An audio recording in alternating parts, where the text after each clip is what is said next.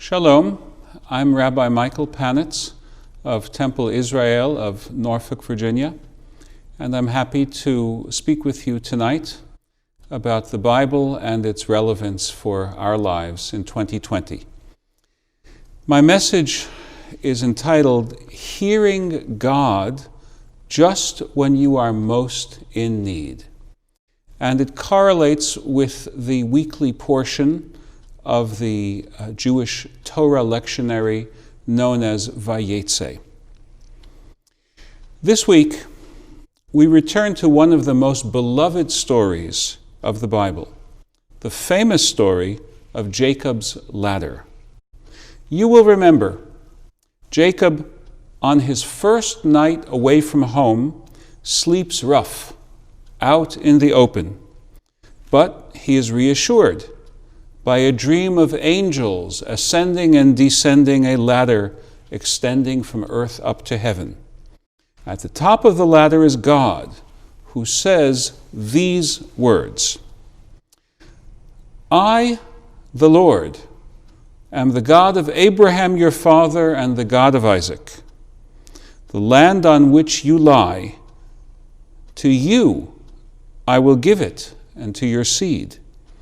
And your seed shall be like the dust of the earth, and you shall burst forth to the west and the east and the north and the south, and all the clans of the earth shall be blessed through you and through your seed. And look, I am with you, and I will guard you wherever you go, and I will bring you back to this land, for I will not leave you until I have done that which I have spoken to you. We tend to read the Bible in weekly installments. That can have a negative side effect. It can put a lens on the Bible that obscures longer range connections. If biblical patterns don't fit into the frame of the weekly reading, we might not automatically recognize them. But let's make the effort. When else does God speak with the patriarchs of Genesis? Are there common themes in those messages? Above all, is there a lesson for us? Let's start with Abraham. God speaks to Abraham several times. The one that connects with our theme is at the beginning of Genesis chapter 15. Fear not, Abram, I am your shield.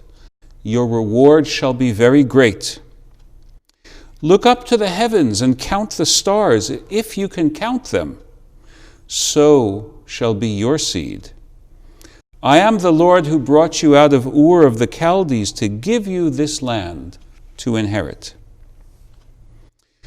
Now let's remind ourselves of the voice that Isaac heard. There are two episodes in Genesis of God speaking with Isaac. The first is found near the beginning of chapter 26, when Isaac is contemplating going to Egypt to escape a famine in Canaan. And God reassures him that it will work out all right for Isaac if he remains in the land. And God says, do not go down to Egypt.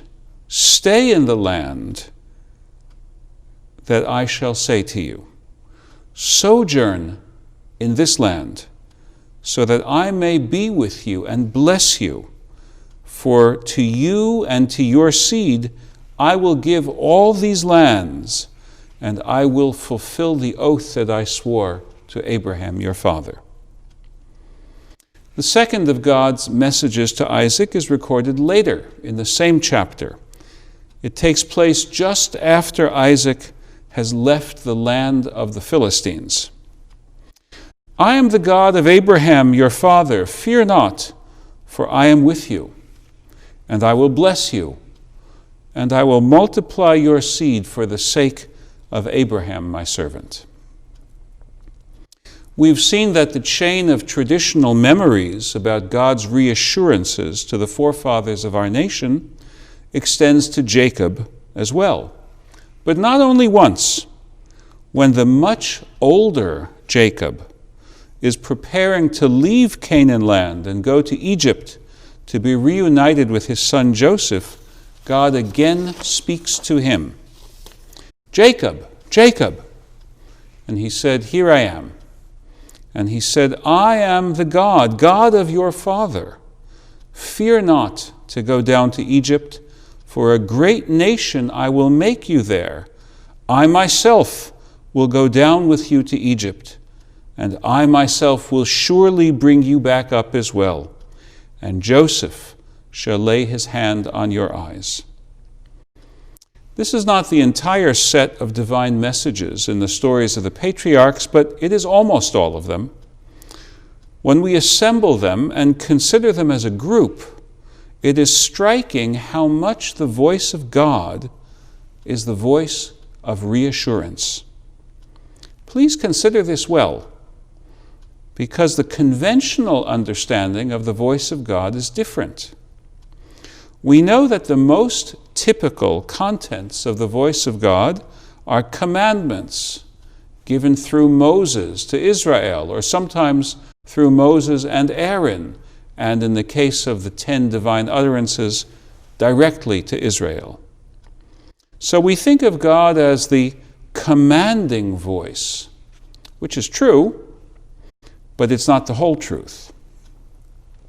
Friends, now is the time to remember that the voice of God in the stories of our patriarchs is typically the voice of reassurance.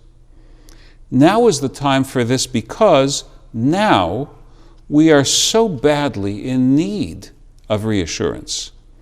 We're still facing a raging pandemic. We've made it worse by indulging our carelessness and undiscipline and mislabeling it a love of freedom. But as we have made a bad situation worse, we can also make it better. To do that, we need to bring together the consciousness of God that Abraham, Isaac, and Jacob had with the consciousness of God that Moses demonstrated.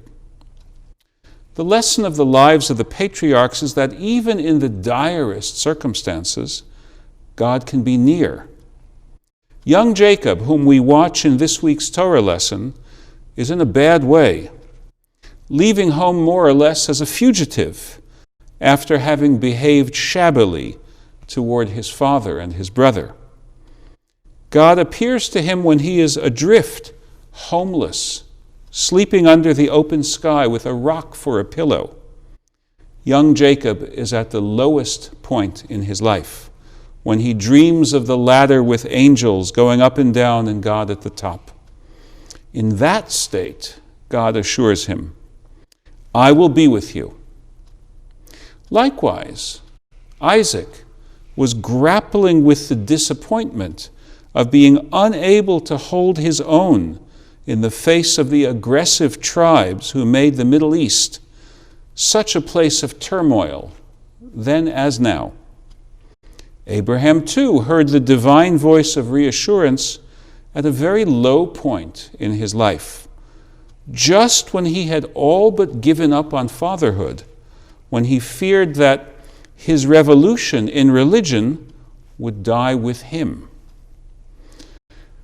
The lesson of Moses, on the other hand, is that the divine message of reassurance is the first but not the last message.